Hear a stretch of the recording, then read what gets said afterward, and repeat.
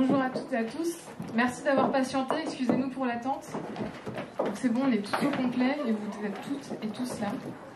C'est parfait. Merci beaucoup au Pourquoi pas Café de nous accueillir. On a également avec nous ce soir l'association Génération Cobaye qui est au fond de la salle, que vous pourrez voir également à la pause. Et on va démarrer. Donc ce soir, le thème de la soirée, c'est sexualité et tabou, plaisir sexuel et tabou. Nous, ça nous tenait à cœur d'aborder ce sujet parce que aujourd'hui, effectivement, sur les réseaux sociaux, sur Internet, on parle de plus en plus de sexualité de manière plus ou moins décomplexée. Mais le constat qu'on a fait chez Nouveau Cycle, c'est que ces sujets de conversation, ils n'existent pas tellement dans l'espace public. On a besoin de les mettre également ici, sur la table, face à vous, face à nous, et qu'on en discute entre nous de manière qui soit la plus décomplexée possible, pour aujourd'hui se réapproprier en fait notre sexualité, se sentir à l'aise, qu'il n'y ait pas de sujet tabou, que les normes aujourd'hui soient pas quelque chose qui ridiculise. Et c'est un peu ce qu'on a voulu faire ce soir avec nos invités. Et sans plus attendre, ils vont se présenter. Alors je me présente, je m'appelle Alison et donc je travaille dans un club libertin. J'ai 26 ans et du coup je suis là ce soir pour vous parler un petit peu de qu'est-ce que c'est et voilà, de ce que l'on s'en fait, de ce que c'est vraiment et voilà. Alors je m'appelle Martin Page, je suis écrivain et je suis là pour parler d'un livre qui s'appelle Au-delà de la pénétration, qui parle de qui est une manière de remettre en cause l'hégémonie de la pénétration dans les rapports hétérosexuels et de plein d'autres choses. Voilà. Bonsoir, donc je suis Hélène Gent, je suis sexothérapeute et thérapeute de couple. Donc au quotidien, je reçois soit des couples, soit des gens individuels et on avance ensemble sur des problématiques sexuelles. En gros, énormément de mon travail, c'est d'ouvrir les gens vers une liberté, d'arriver à comprendre qu'est-ce qu'ils veulent plutôt que qu'est-ce qu'ils doivent faire. Voilà. Bonjour, je suis Marilyn Lassagne, je suis sexologue à Angoulême et à la Polyclinique Jean Vilar de Bruges. Je suis chargée de cours à l'Université de Toulouse au diplôme universitaire de sexologie et au master d'éducation à la sexualité.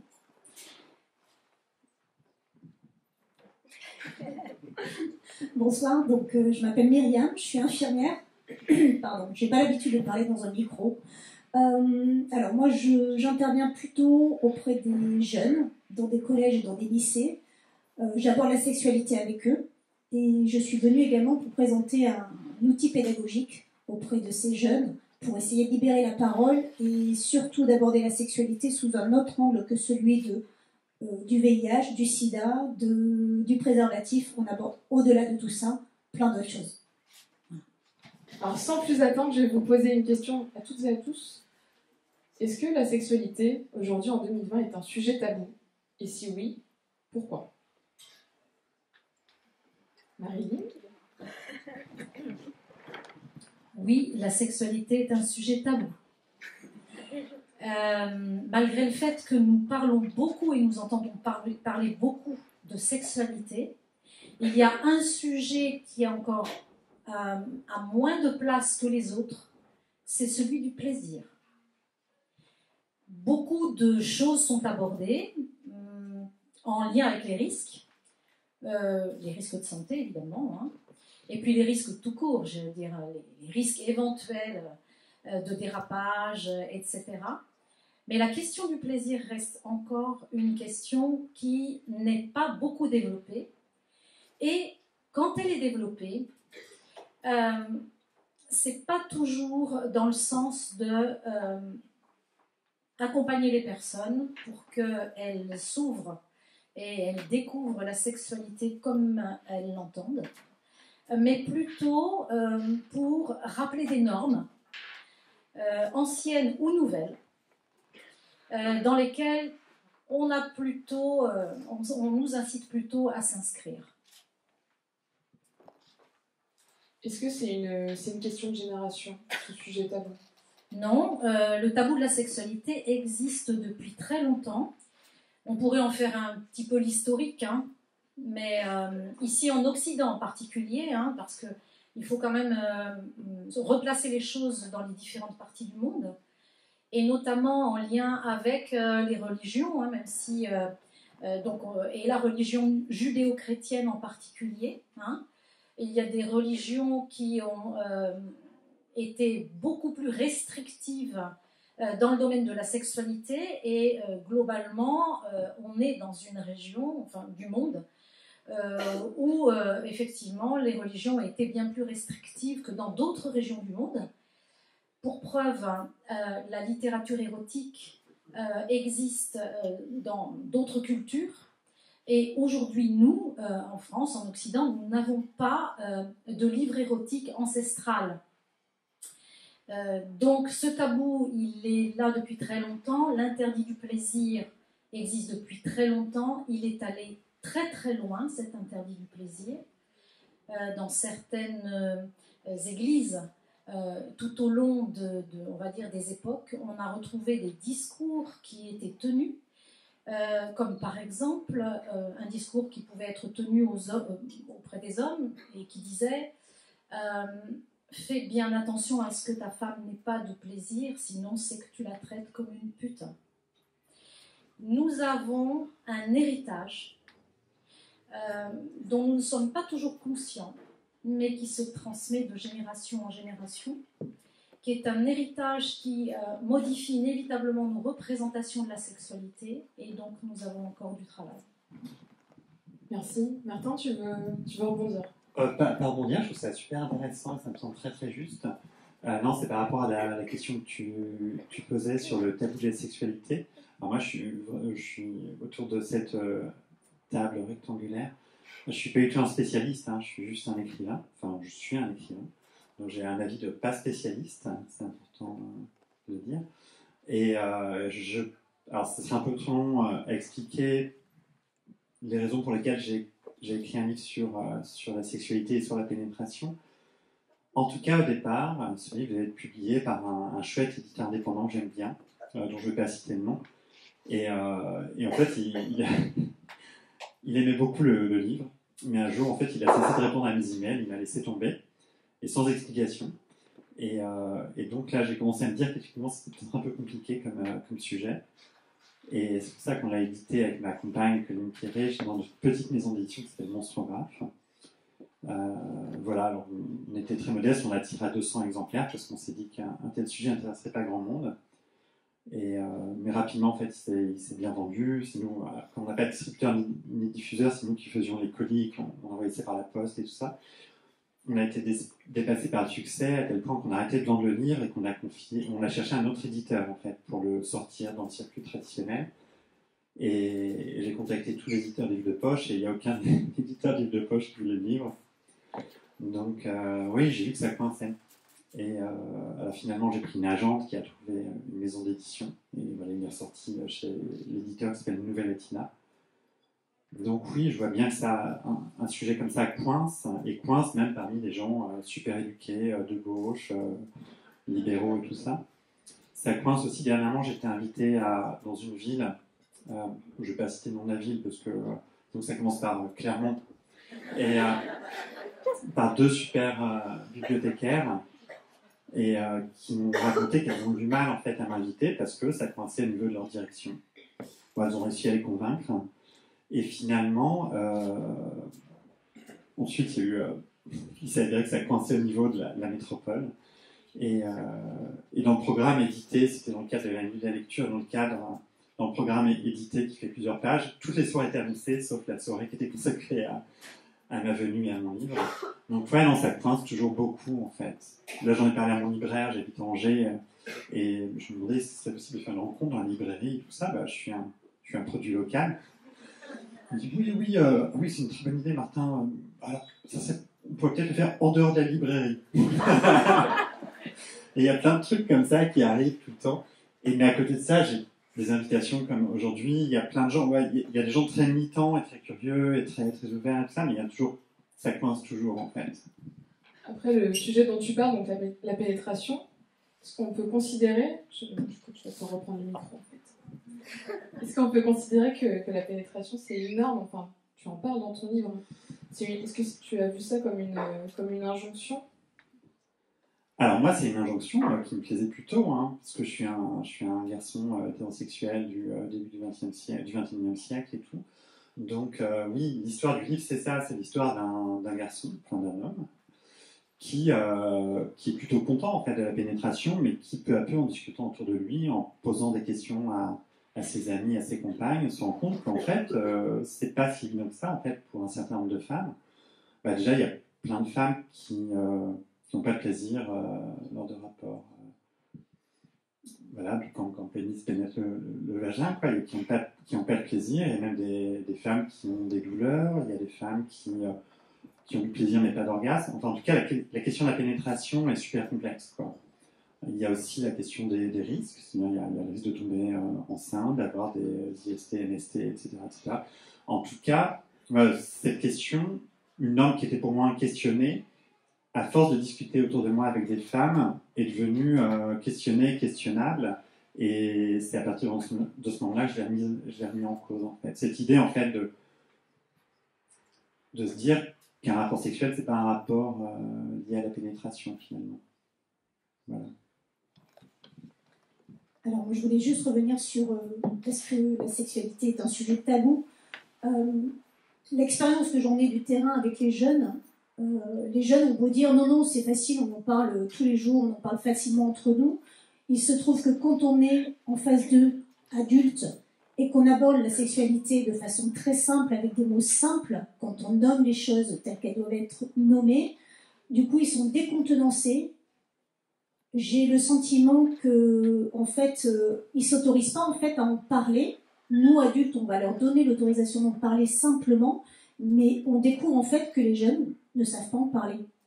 Et la question que nous, on leur pose souvent, c'est à la maison, est-ce que vous en parlez facilement? Non, surtout pas. Une majorité va lever la main en disant non, nous, on n'en parle pas, ça se fait pas, c'est notre intimité, nos parents ne veulent pas savoir ce qu'ils font. Et en fait, depuis que je fais ce métier, depuis que je suis au contact de ces publics, moi j'ai beaucoup appris en fait. Et j'en parle beaucoup plus facilement, beaucoup plus simplement, et je me rends compte à quel point quand moi j'en parle avec des amis, combien les amis sont curieux de savoir oh, mais ah bon, c'est comme ça que ça se passe? Ah bon? Et du coup, on voit les yeux s'écarquiller, on voit bien en fait qu'on n'en parle pas de la même manière. Donc plus on en parle simplement, plus les choses sont faciles. Et en fait, c'est ça qu'on essaie de faire avec les jeunes, c'est leur montrer que c'est simple la sexualité, et c'est pas par les exemples qu'ils peuvent avoir aujourd'hui dans les médias, notamment, et la société.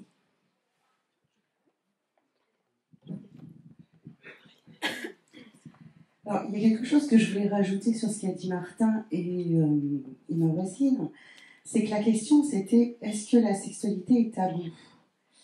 Alors, il y a deux choses qui sont importantes pour moi, la sexualité et la reproduction. C'est pas forcément la même chose. Bizarrement, la reproduction, c'est-à-dire donc pénétration pour avoir des enfants, sauf effectivement si on fait de la PMA, etc. Là, tout le monde en parle. Même on rigole dessus. On peut même en parler à Noël, autour, avec une famille, il n'y a aucun problème.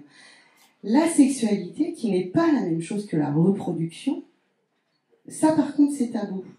Et on est vraiment dans une société, comme tu l'expliquais, judéo-chrétienne, où en fait, dès qu'on va vers le plaisir, et c'est pas que le plaisir sexuel, hein, n'importe quel plaisir, en fait, tout à coup, on a le prisme de la culpabilité. Et ça, c'est ce qui fait, à mon avis, la grosse problématique aujourd'hui de la communication autour de la sexualité. On confond sexualité et reproduction, et on amène dans la sexualité, parce que la sexualité, elle se vit dans une société, elle se vit dans une famille. On amène à ça tout un tas de valeurs sociétales, tout un tas de croyances, tout un tas d'éducation et d'histoire qui font que aujourd'hui la sexualité reste tabou. C'est la raison pour laquelle Martin d'ailleurs remet en question, interroge la pénétration dans son livre. Il explique que c'est une pratique qui est au cœur de notre sexualité parce qu'elle est liée justement au fait de se reproduire. et qu'elle est devenue en fait une norme à partir de ça, effectivement.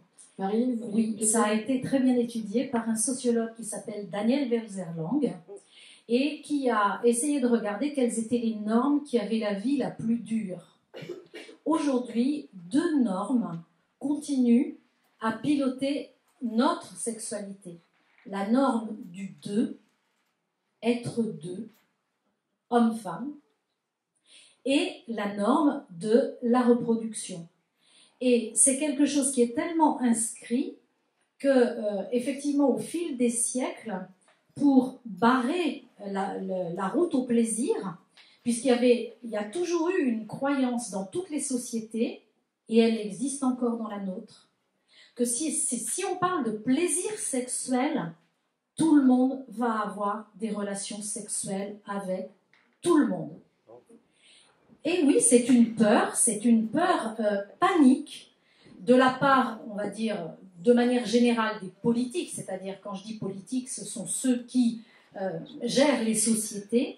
Dans toute société, il faut des normes pour, j'ai envie de dire, donner une cohérence à la société. Ce sont les normes qui font les groupes, entre guillemets. Hein. Quand on se regroupe, on a toujours des codes. Ces codes sont les normes.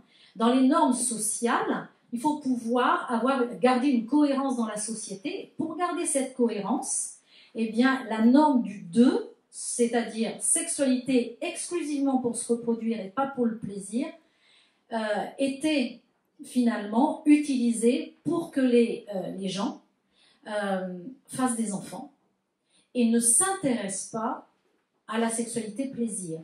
Et donc, on a inventé des stratégies extrêmement efficaces qui sont celles de faire naître des émotions négatives, la gêne, la honte et la culpabilité, pour que, quand on commence à imaginer, à avoir envie d'avoir du plaisir, on puisse ressentir une de ces 3 émotions-là. C'est une des 14 stratégies utilisées par les sociétés, les parents malgré eux, puisqu'ils ont aussi grandi dans notre société, donc ils les ont intégrés pour freiner l'entrée, le développement psychosexuel dans le sens du plaisir.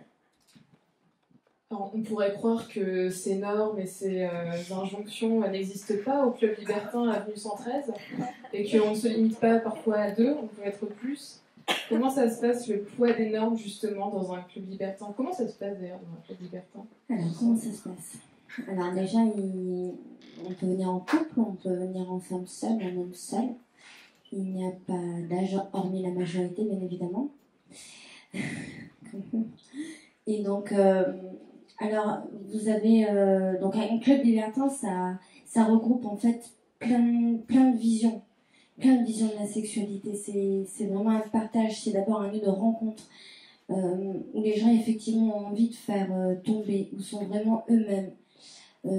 Et d'ailleurs, ça ne s'arrête pas qu'à ça. Vous avez beaucoup de femmes qui adorent venir en club libertin parce que tout simplement, elles peuvent danser librement. Elles peuvent s'habiller de manière sexy, de manière libre, sans être vues comme, excusez-moi, un morceau de viande ou comme si elles voudraient être... comme si elles voudraient provoquer la jante masculine. En fait, elles viennent vraiment comme elles ont envie de venir. Elles savent qu'elles ne vont pas être jugées. Et surtout, on est obligé de rien. Voilà, ça, il faut le savoir. Je tiens à le signaler. Vous venez, il y en a qui viennent par curiosité. Vous avez tout type d'âge. On a de plus en plus de jeunes, d'ailleurs.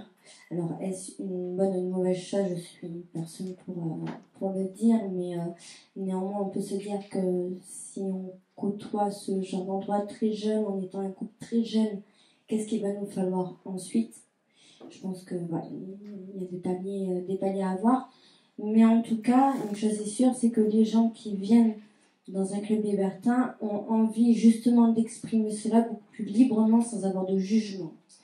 Et je vois, alors hommes ou femmes, hein, mais surtout les femmes, parce qu'il y a toujours, on a l'impression, elles font toujours ce lien aussi avec le fait d'être aimées, et on a toujours peur que nos envies, quelque part que leurs envies, excusez-moi, à un moment donné, elles ont peur de l'exprimer, peur du regard de l'autre, peur que ça choque, de dire mais est-ce que c'est bien, pas bien. Et voilà, c'est vrai que dans ce genre d'endroit, elles ont quand même une liberté et une place, c'est la femme qui décide. Ça, faut le savoir. Une femme ne fait rien si elle n'est pas consentie. Et en général, voilà, même dans un couple, hein, c'est la femme qui va par exemple aller vers un couple qui va aller vers l'autre femme. Voilà, il va avoir un échange. Oui, elle a vraiment une place. Donc voilà. J'ai répondu. Ouais, très bien. Tu veux rebondir, Myriam? Oui, j'avais en fait une question parce que Club Libertin, moi je connais pas. J'en entends parler du coup avec.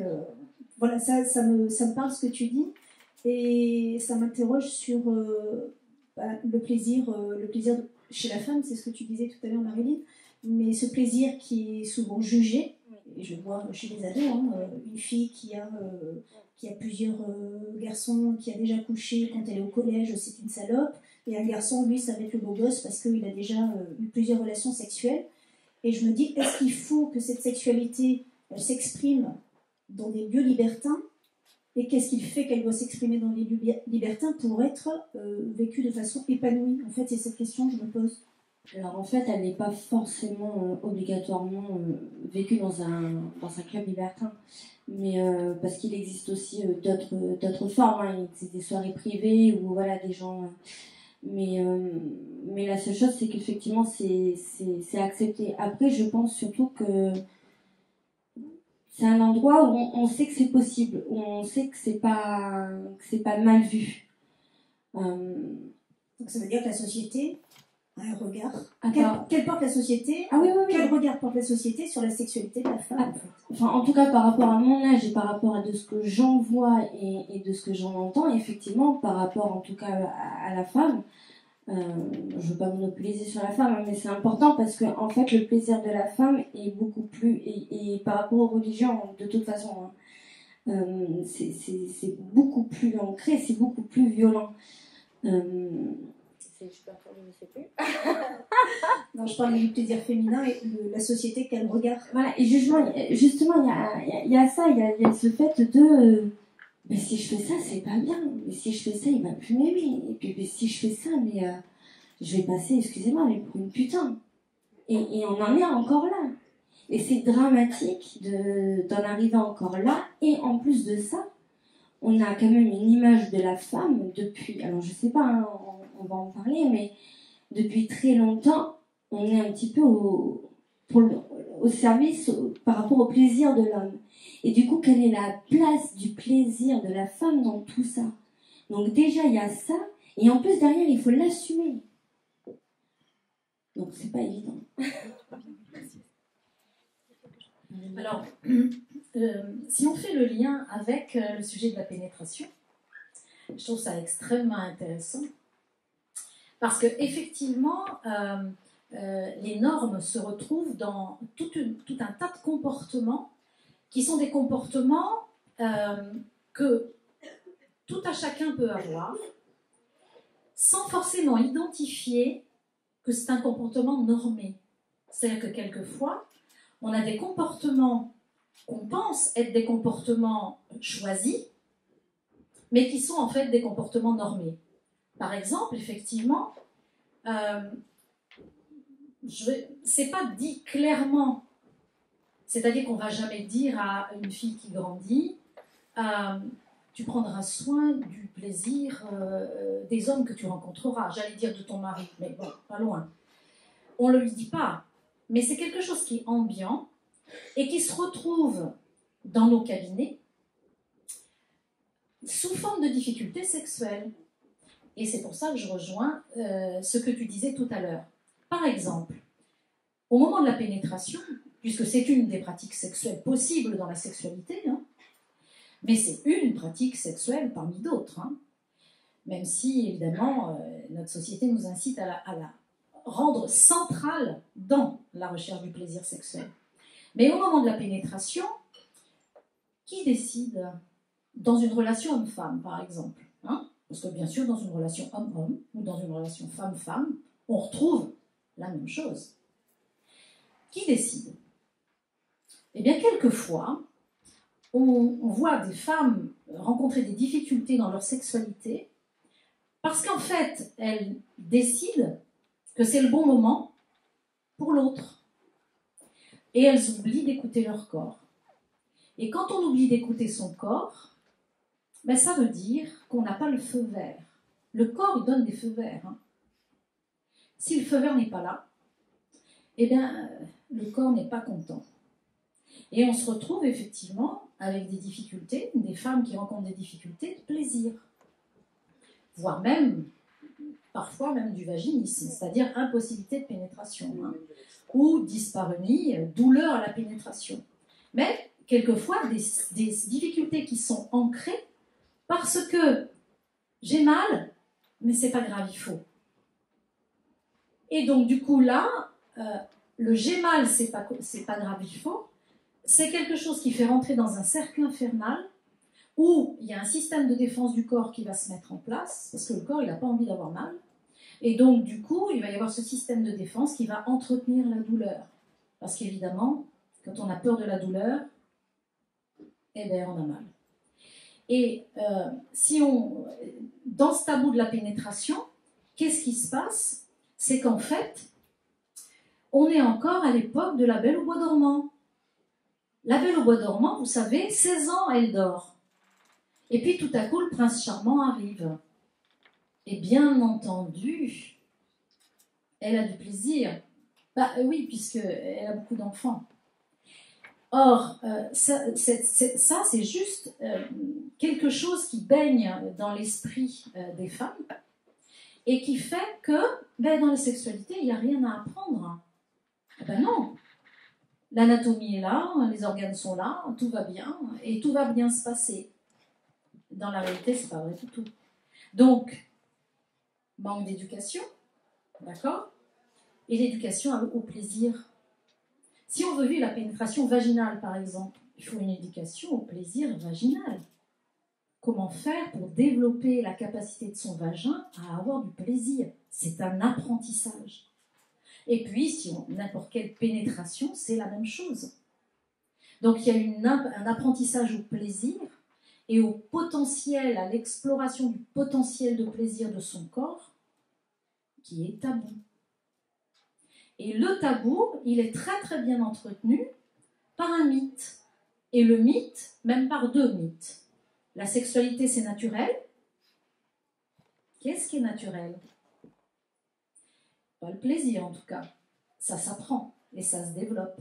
Et le deuxième mythe, c'est de toute façon, quand on est amoureux, amoureuse, on a forcément du plaisir. Bien entendu, tout ce que je dis, quelquefois sous l'angle homme-femme, on peut parfaitement le transposer homme-homme, femme-femme, ou personne-personne. Ce qui retient mon attention, c'est que vous dites que le sexe est mental. Et souvent, on entend dire que justement, chez les femmes, le sexe est mental, il est lié au psycho, et chez les hommes, c'est physique, c'est un besoin physique. Vous répondez quoi à cette... Non, je réponds que je suis pas d'accord. Voilà. Pourquoi? Eh bien, parce que un homme est un être humain et une femme est un être humain. Et donc, l'homme a un cerveau, la femme a un cerveau. L'homme a un corps, la femme a un corps. La différence, c'est que, pour moi, hein, vous me posez la question à moi, après tout le monde pourra répondre. Pour moi, ce qui fait que pour l'homme aussi c'est mental, la différence c'est que l'éducation fait que, comme nous a expliqué tout à l'heure Madame l'infirmière, Myriam, pardon, excusez-moi, nous a expliqué Myriam tout à l'heure, c'est que une jeune fille qui a plusieurs petits amoureux à l'école, au collège, c'est une prostituée, un garçon c'est un don Juan. Et on en a encore là. Donc c'est pour ça qu'on dit ça. Mais à mon avis, ceux qui disent ça, c'est ceux qui ne sont pas dans la phase d'apprentissage de leur sexualité. Voilà. Martin? Tu voulais pas... Vas-y. Non mais, oui. Vas-y Martin, parce que j'ai des questions pour Myriam après. Et Marilyn complétera. Ok, c'est bon. Alors, je reprenne le fil de... Ouais, non, deux choses. On parlait de tabou de la sexualité, de savoir si la sexualité était mental ou physique, il y a un énorme tabou. C'est aussi une des parties de mon livre.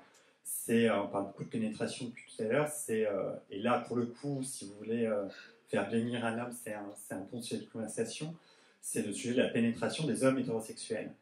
Et parce que pour le coup, c'est une grande source de plaisir, mais même auprès d'hommes libérés, on voit que c'est toujours un peu compliqué. Donc voilà, pour moi, ça a été une des parties explorées dans mon livre, et pour le coup, ça reste un tabou très important. Sinon, une anecdote que m'a raconté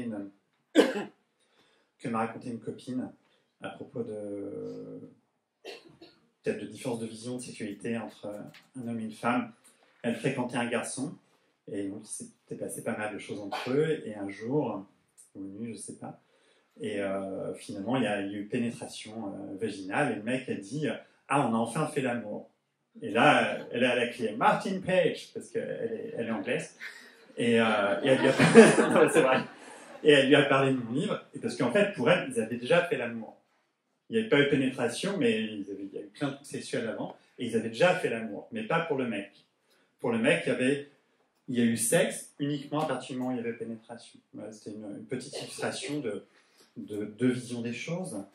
Et et dire que... Enfin voilà, ça me paraissait intéressant. On va en parler avec Myriam tout à l'heure de ça. Je vais laisser Marine répondre, mais avec Myriam, on en parlera tout à l'heure. De cette pression de la première fois. C'est quoi une première fois en fait? Et comment on en parle justement avec les jeunes de tout ça? Marilyn? En fait, je voulais juste dire aussi par rapport à la différence homme-femme, et encore que là aussi on est dans une norme, hein, quand on dit homme-femme, d'accord, parce qu'on pose une norme qui est la genralité binaire, d'accord. Donc je crois que c'est la différence, on va dire homme-femme, en tout cas tel que socialement on considère les personnes comme hommes ou comme femmes. C'est qu'il y a quand même quelque chose qui est absolument essentiel. C'est que la sexualité, en fait, on peut considérer, si on prend la définition de l'Organisation mondiale de la santé, qu'elle se vit sur 5 plans en même temps. D'abord, le corps, anatomie, physiologie, système nerveux, système vasculaire, tout ce que vous voulez, cerveau inclus.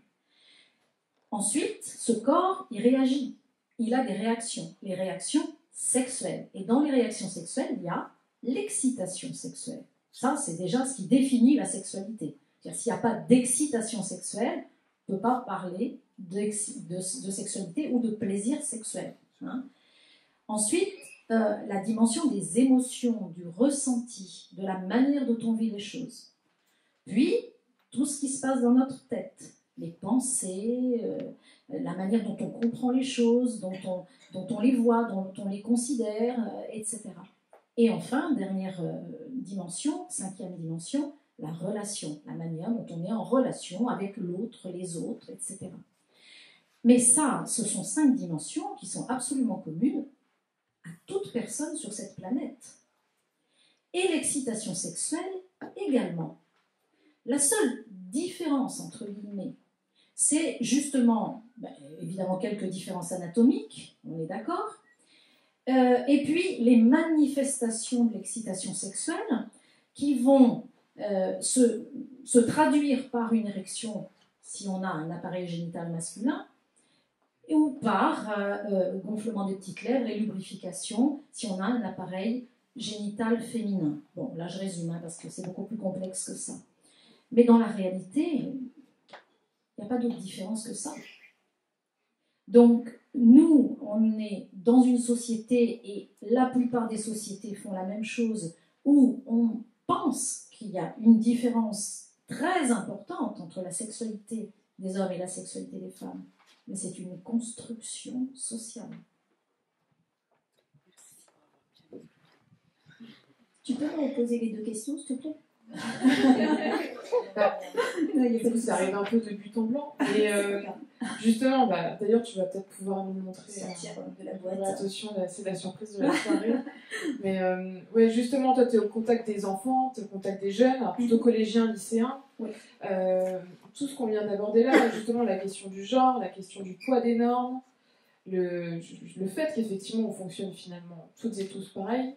Comment, toi, tu abordes ça avec les jeunes? Qu'est-ce que tu perçois d'eux par rapport à leur rapport à la sexualité et à ces tabous-là?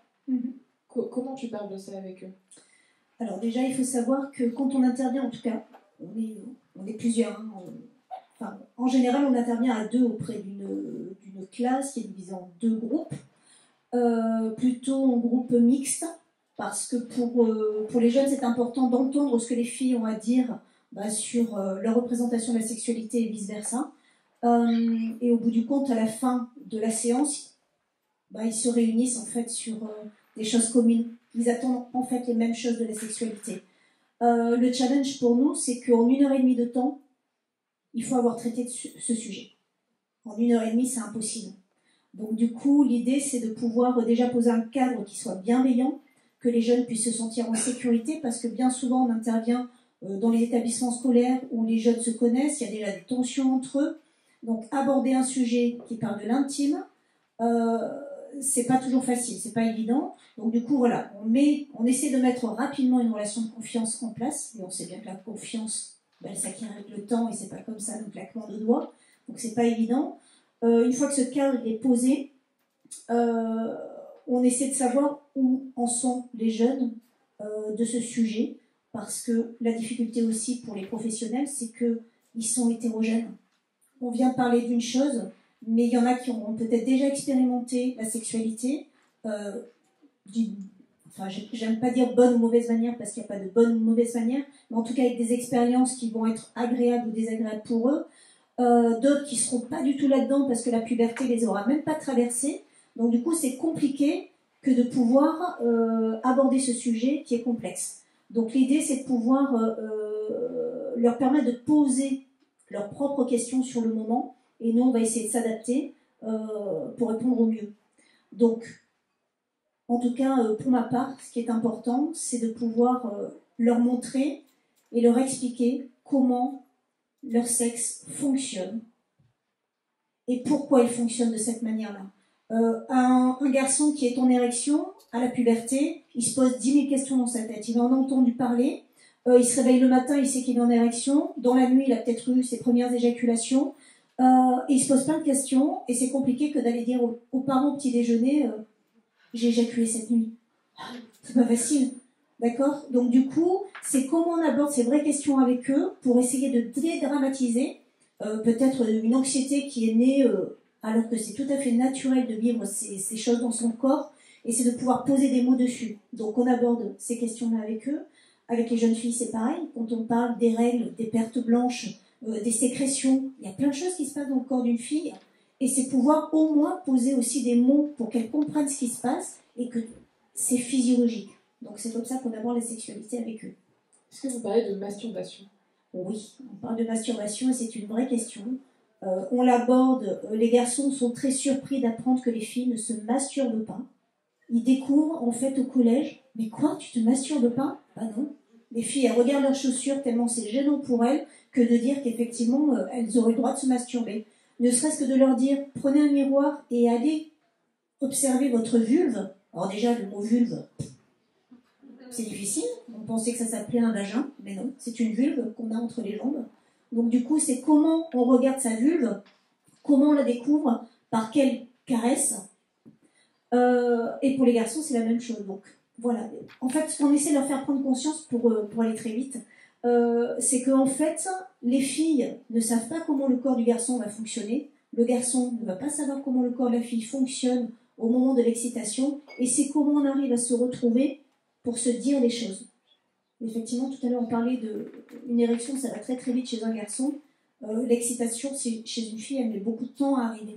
Et donc, du coup, il faut arriver à se retrouver très rapidement. Alors, juste pour finir avec l'objet, je le présente. Ah, vas-y, c'est parti. L'idée est venue, en fait, comment dire, quand on aborde les sexualités avec les jeunes, on a besoin d'outils, parce que parfois on a des groupes qui sont mutiques et qui ont du mal à démarrer. Et avec une collègue sage-femme, on a eu l'idée en fait de confectionner en pâte fimo les organes génitaux féminins. On les a présentés aux jeunes qui les ont manipulés, ça a super bien marché pour se dégager de la gêne qu'ils pouvaient avoir d'aborder la sexualité. Et du coup, on s'est lancé dans un projet de création d'un puzzle en 3D que les jeunes peuvent manipuler pour se rendre compte comment nos organes génitaux féminins sont constitués. Et les organes génitaux masculins sont en cours de création. Je ne les ai pas ce soir. Non, il va falloir que tu le montres en hauteur pour que je les le gens vais. puissent te voir. Est-ce que tu as besoin d'une assistance technique? Normalement, alors j'ai une assistante. Parfait. Je vais juste sortir les objets. Hop. Et je vais poser. C'est pas grave. Je peux te servir des pages. Je veux bien.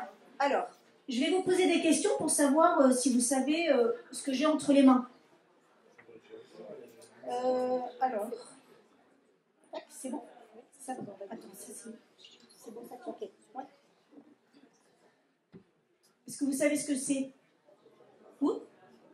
Est-ce que vous savez ce que ça représente? C'est vrai qu'au fond, ça va être compliqué. Périnée? Il y en a qui ont d'autres idées? Pardon? Périnée. Périnée, j'ai entendu. Vulve? La vulve? Oui, c'est une vulve. Ouais. Avec les grandes lèvres, les petites lèvres. Bon, de loin, on voit pas très bien, mais il faudrait que vous puissiez vous le faire passer. Pas tout de suite. Ensuite, lui, je pense que maintenant vous le connaissez parce qu'il a été tellement médiatisé que. Ah bon, je l'ai tout fait. C'est pas grave, celui-là, c'est pas grave. Vous êtes sûr? Oui? C'est bon, maintenant il est partout, connu ouais. celui-là. Oui, Ouais, c'est bon. Je le monte en même temps. Hein. Hop. Vous voyez qu'à la fois de périnée, tout tombe. C'est ça. La trompe. Quoi d'autre? Non. C'est le vagin, effectivement, ouais. Parce que pour vous, il est à taille réelle. Oui, il est à taille réelle.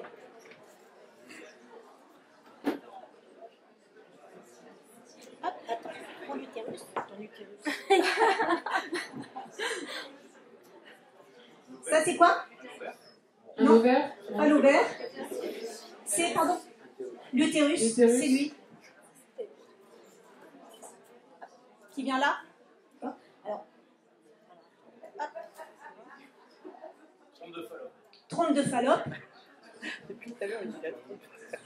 Ça y est, c'est la trompe. C'est bien. On y est arrivé. Alors, il y en a une deuxième, mais je ne vais pas la mettre parce que sinon, je ne vais pas pouvoir vous montrer. Mais en fait, voilà. Ça, c'est ce qu'on a à l'intérieur de notre corps. D'accord? La vulve. Le clitoris qui vient avec ses bulbes au niveau du vagin, l'entrée du vagin. C'est pour ça qu'on dit que ce sont les premiers centimètres du vagin qui vont générer en général le plus de plaisir. Le vagin, et dans la continuité, vous avez l'utérus et les trompes. D'accord? Et avec ça, en fait, l'idée, c'est que les jeunes peuvent le manipuler.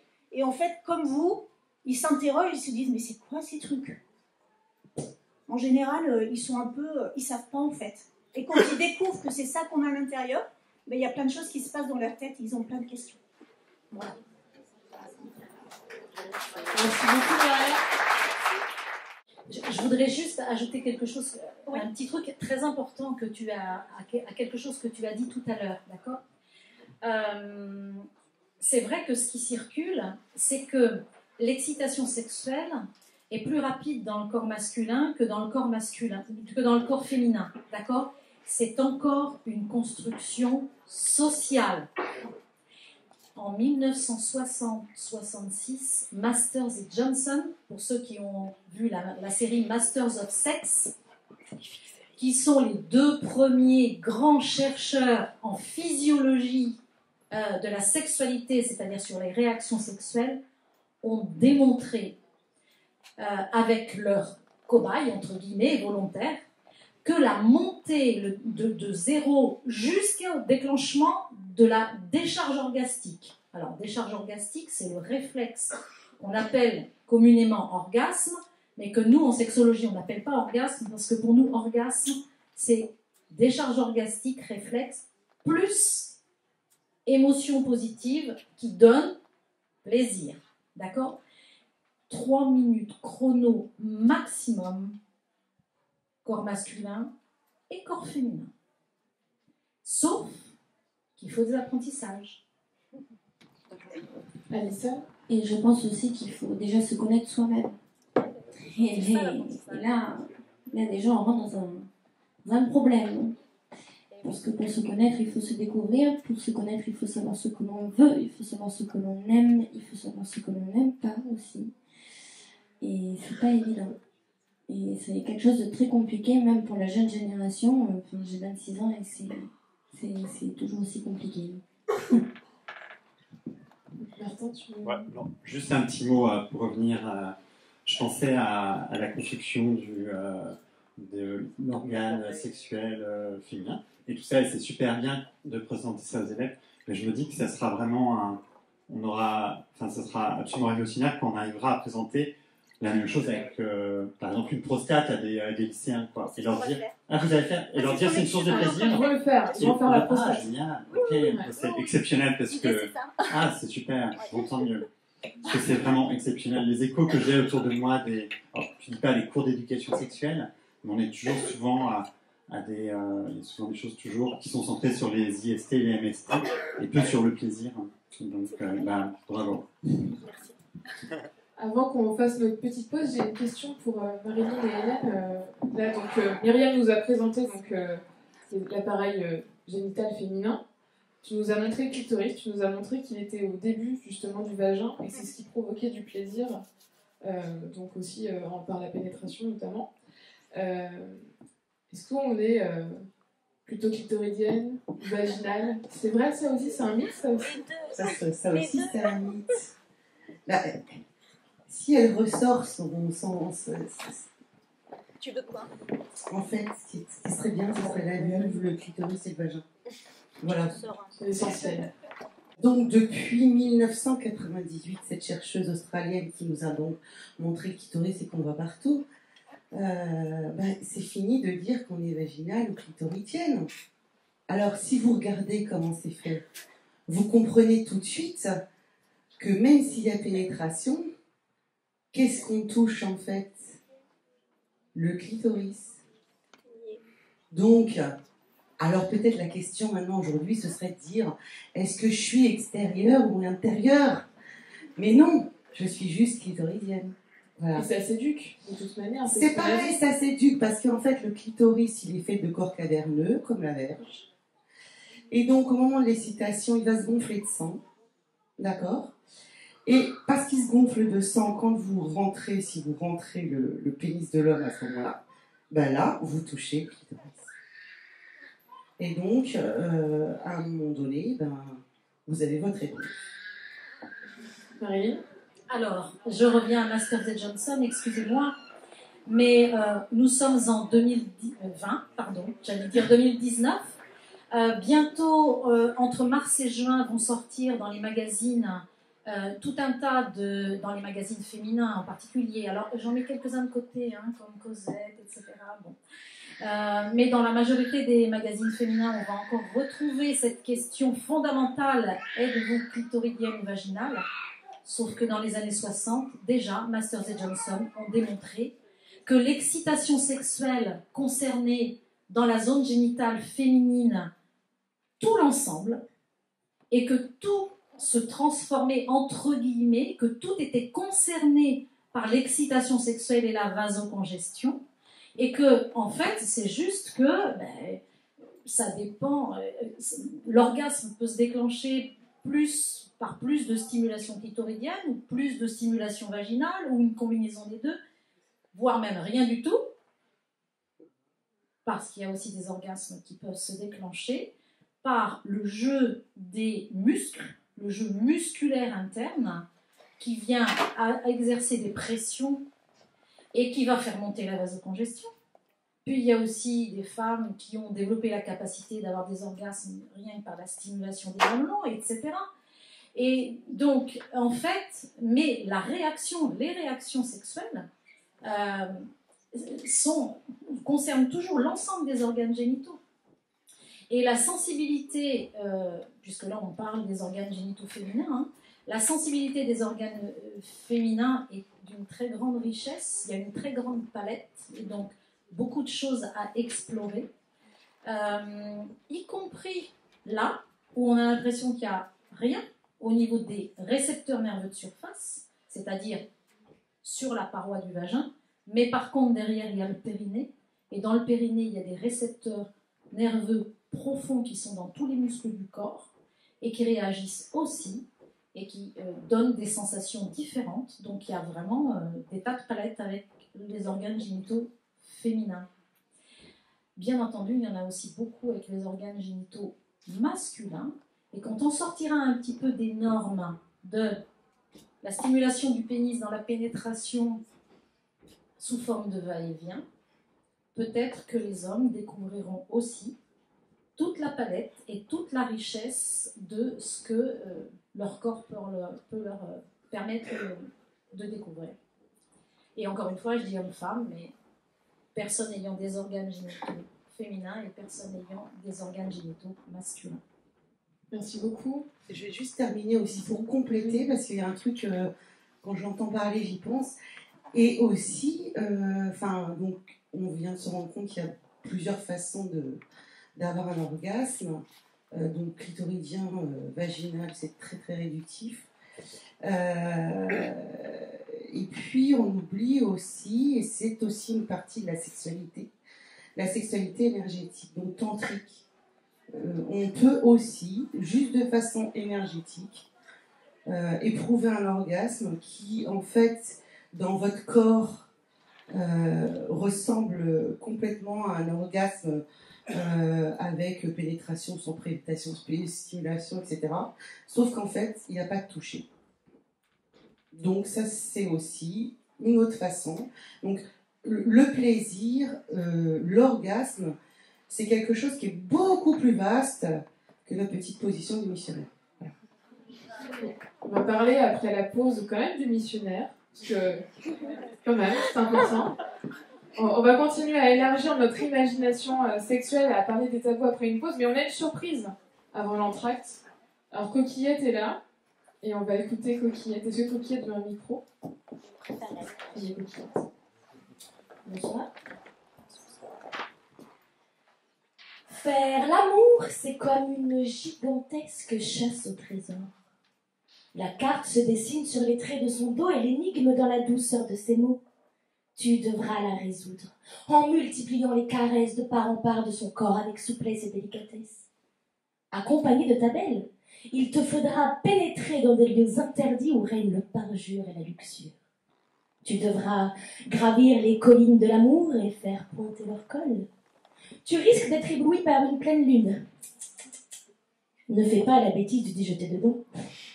Tu risquerais de frustrer ta colombe qui se fermerait à toute autre proposition et mettrait ainsi en péril ta quête majestueuse et juteuse. Va ensuite à la maison des gourmandises. Assis-toi sur le trône du plaisir et déguste. Suce le berlingot, épluche l'abricot, tandis qu'un malaxe des pruneaux et lèche un sucre d'orge. Vous serez pris de fourmillement. Il sera donc temps de partir sur le champ pour poursuivre votre escapade et vos préludes. Vous voilà devant la chapelle des saveurs, avec ses vignes du Seigneur et son doux sacré-cœur. Empresse-toi d'y entrer, allume-y 1, puis 2 et 3 cierges. Laisse ta religieuse sonner les cloches. Dis-lui de chercher un levier avec d'étranges joyaux. Quand elle aura trouvé, qu'elle n'hésite pas à le manier de force de haut en bas. Si ses mains lui brûlent, qu'elle crache sur le manche en répétant ses à-coups. Qu'elle ne s'empale pas dessus immédiatement.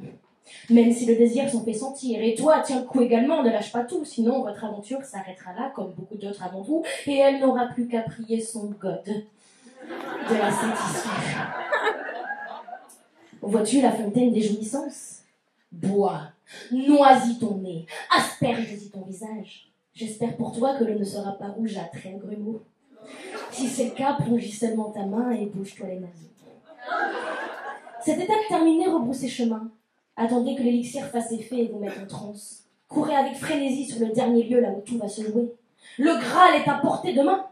Parlez-vous le long de cette dernière traversée. Dites-vous des mots d'amour mêlés d'injures salaces. Fais-lui rabattre son clapet si la petite se fait coquine en lui battant la mandoline. Vous voilà à destination. Les champs des sensations et ces murs de coton. Il va falloir tordre vos corps, cambrer vos reins, étirer vos membres, dandiner vos arrière-charmes en rétro ou en levrette sur des parterres de pâquerettes. La guerre amoureuse est lancée. Prends-toi au jeu de l'équerre. Fais-lui les adieux sur une terre de chêne. Fais le crabe et la carpe ou la crapaudine sur un nénuphar de cyprine. Jouez aux dames, aux billes et aux quilles. Laisse-la faire la boudeuse et la religieuse, mais finissez par un grand jet d'écuyer en bouillonnant d'ardeur. Vos corps doivent être en lutte et vos âmes en osmose pour vous conduire à la victoire. L'alchimie de vos êtres et le combat de vos sexes vous conduiront à l'extase. La jouissance partagée est la clé de votre Graal tant convoité, messieurs, dames. L'orgasme. Merci beaucoup.